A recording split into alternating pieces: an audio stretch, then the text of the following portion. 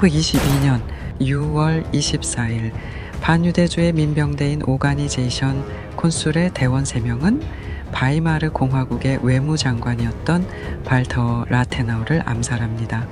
도주한 범인 중 2명은 죽고 남은 1명이 검거되는데 그는 라테나우가 시온의 의정서에 결의한 유대 장로 중 하나였기에 죽였다라고 말합니다. 발터 라테나우는 유대계 독일인으로 대기업 계승자이자 백만장자 정치인이었습니다. 그는 1909년 뉴프리 프레스라는 신문 컬럼에 다음과 같은 이야기를 게재했습니다. 서로 내통하는 300인이 대륙의 운명을 좌우하며 자신들 사이에서 후계자를 결정한다. 그는 이 엘리트 조직에 자신 속해 있다거나 그들을 유대인들이라 지목한 것이 아닙니다. 이 컬럼의 전체 취지는 글로벌 산업계엔 이런 과두적 시스템이 있고 앞으로 독일 산업을 부흥시키려면 이런 점을 고려해야 한다라는 것입니다. 그런데 당시 독일의 볼키시 운동가들에게는 그렇게 들리지 않은 모양입니다. 1912년 테오도르 프리치라는 극우 언론인은 라테나우의 발언을 두고 유대 음모에 대한 명백한 공개 고백이며 그가 독일의 그림자 황제라고 선동을 합니다. 이 선동은 당시 러시아에서 유입된 시온의 의정서와 겹치면서 독일 내 반유대주의자들의 표적을 제공해주고 말았습니다. 라테나우는 살해되기 1년 전에 이 문제에 대해 300인의 조직이란 유대인이 아니라 글로벌 리더를 말하는 것이라고 해명을 했습니다. 반유대주의자들의 말과 달리 그는 자신이 독일인이라는 것에 자부심을 갖고 있었으며 1차 세계대전 때도 병참을 지원하는 일을 했습니다. 그와 마찬가지로 많은 수의 유대계 독일인들은 자진해서 입대했으며 조국을 위해 피를 흘렸습니다. 그러나 당시 패전의 상실감과 전쟁 배상금 문제로 피폐해진 독일 국민들은 울분을 쏟아낼 대상이 필요했습니다.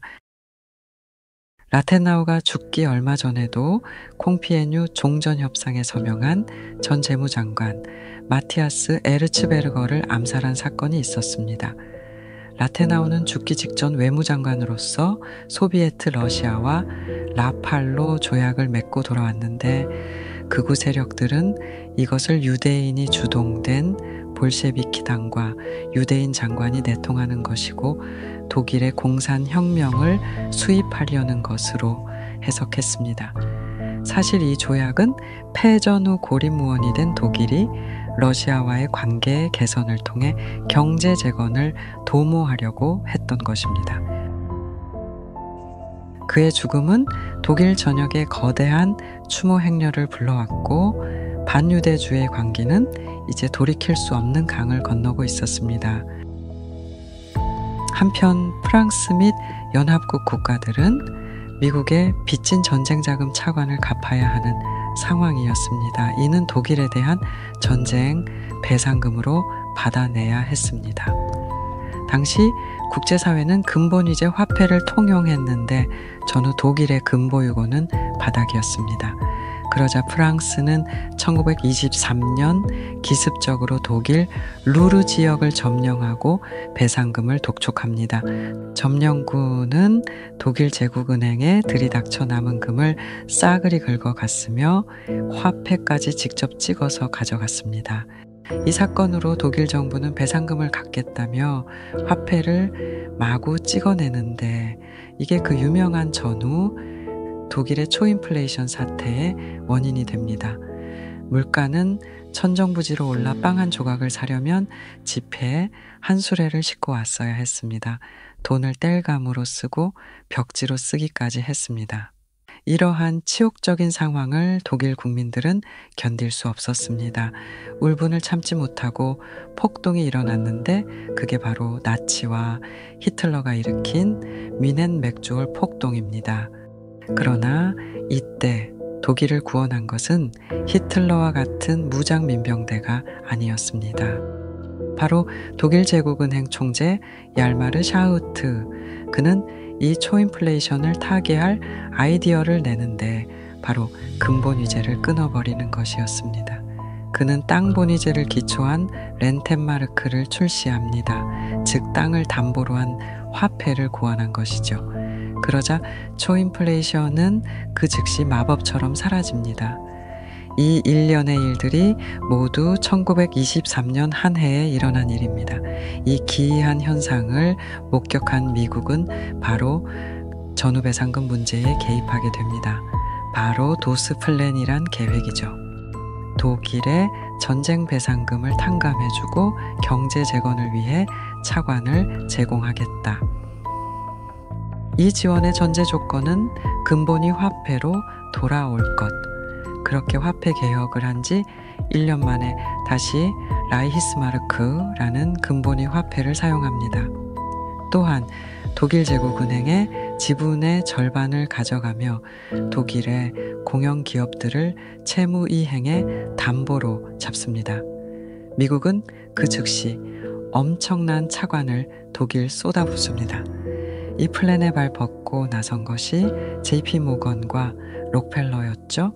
이는 얼마 전 1907년에 미국에서 있었던 경제공황 때 JP 모건이 미연방준비제도 FRB를 만들면서 달러 화폐 발권을 가져간 것과 비슷한 해결책입니다.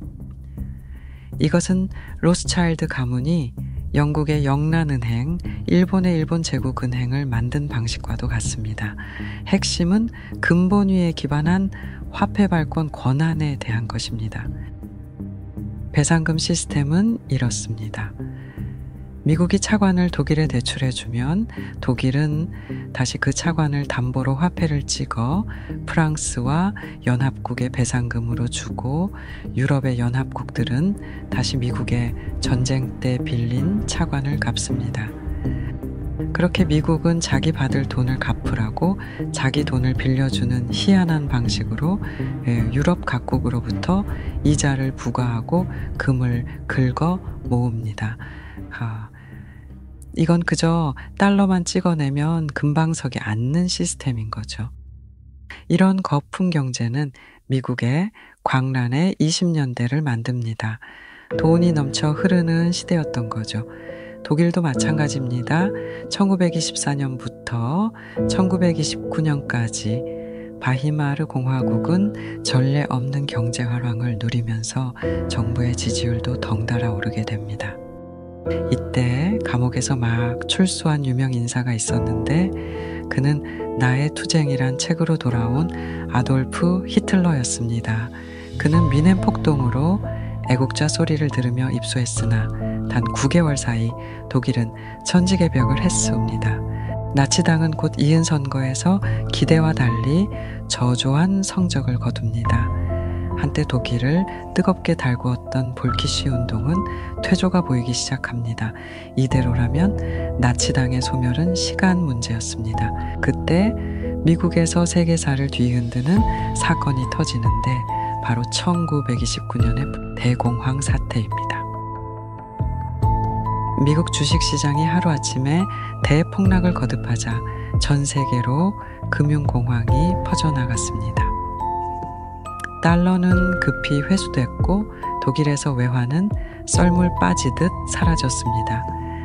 미국 달러는 미 FRB의 근보율을 기초한 것인데 달러가 빠져나가자 달러에 기댄 라이히스마르크는 다시 금태환이 불가능한 종이 조각으로 전락했습니다. 끔찍한 인플레이션이 다시 시작됐습니다. 잠시간의 거품에 취해 현실을 망각했던 독일인들은 정신을 차리기 시작했고 그들 눈에는 히틀러의 나의 투쟁이란 책이 들어옵니다. 모든 문제의 원인은 국제 유대 자본이다. 히틀러의 말은 다시 생명력을 얻었고 그는 순식간에 게르만의 예언자로 등극했습니다. 히틀러는 선지자다. 그의 말은 모두 사실이었다. 뒤이은 총선에서 나치당은 독일 의회에서 최대 당석수를 차지하게 되었고 히틀러는 마침내 독일 총리로 취임하게 됩니다. 히틀러는 정권을 잡자마자 경제 문제부터 해결하길 원했습니다. 그는 즉시 렌테마르크의 기적을 보여준 야알마르 샤흐트를 독일은행 총재 겸 경제장관으로 임명합니다.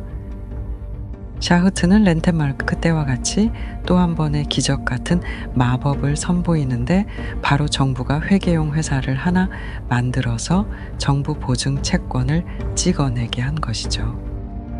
이것을 매포어음이라고 합니다. 이렇게 하면 정부가 채권을 찍어내는 것이 아니니 국가 부채가 늘지 않고 화폐도 아니기 때문에 인플레이션도 발생하지 않게 된다란 기적의 논리입니다. 이 무에서 유를 창조하는 사기급 정책은 또 한 번 기적을 만들어냅니다. 이 돈으로 독일은 아우토반과 같은 공공사업을 벌입니다. 공공 일자리가 늘자 실업률은 줄고 수출도 늘어나게 됩니다. 불과 4년 만에 독일은 대공황 여파를 가장 빨리 탈출하며 유럽의 강국으로 다시 일어서게 된 것입니다. 그의 말이 맞았다. 이 기적을 겪은 독일인들은 이제 히틀러를 퓨러라고 부르며 신격화하기 시작합니다. 툴레회가 염원하던 아리아인의 구세주가 된 것입니다. 결국 독일은 군비를 올려 재무장을 합니다. 그러나 실물에 기반하지 않은 채권인데다가 군비가 늘자 독일 재정은 부채를 감당할 수 없게 됩니다. 샤흐트는 곧 재정이 바닥나니 군비를 줄이라고 충고하지만 히틀러는 오히려 그를 해임시킵니다. 그리고 오스트리아 병합을 시작으로 주변국을 침공하면서 점령국의 재원으로 매포어음을 갚아 나가기 시작합니다. 훗날 샤흐트는 전쟁이 아니어도 채권을 갚을 수 있다며 전쟁을 반대하다가 결국 히틀러 암살 사건의 연루자로 지목되어 수감됩니다.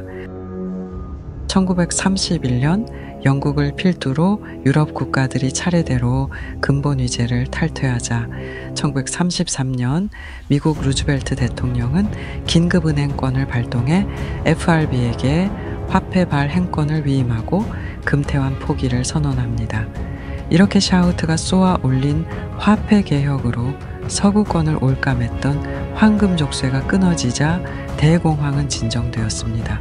그리고 영국은 폴란드를 침공한 독일의 선전포고를 합니다. 2차 세계대전이 시작된 것입니다. 한편 1969년 영국 MI6의 첩보요원 존 콜먼은 대형 박물관에서 충격적인 기밀문서를 발견하고 미국으로 망명합니다. 그는 자신이 수집한 내용을 책으로 내는데 이것이 현대 음모론의 바이블인 300인 위원회란 책입니다. 이 위원회는 영국 동인도 회사와 관련된 이들이 1727년에 만든 비밀회의체로 300인의 올림피언이라고 부르는 자들이 세계의 역사 행방을 결정한다라는 내용이죠. 꼭 말테오 라테나우의 발언과 비슷하지 않나요? 존 콜먼은 이들을 공화파 계몽주의자들의 후예, 즉 일루미나티 프리메이슨이라고 밝힙니다. 발터 라테나우가 죽은 지 4일 뒤 라테나우의 어머니는 살해범 에른스트 베르너 테오보의 어머니에게 다음과 같은 편지를 씁니다. 당신 아들이 암살한 제 아들의 이름과 영혼을 걸고 말합니다. 만일 당신의 아들이 지상의 재판관 앞에서 자신의 죄를 숨김없이 고백하고 이어 하늘의 재판관 앞에서 회개한다면 하나님은 어떠실지 몰라도 저는 당신 아들을 용서합니다. 이 말을 아들에게 전해주십시오. 발터 라테나우의 친구였던 알버트 아인슈타인은 그의 죽음 직후 자신의 여동생에게 편지를 썼습니다. 나는 무사히 피신했다. 독일의 암흑의 시대가 다가오고 있다.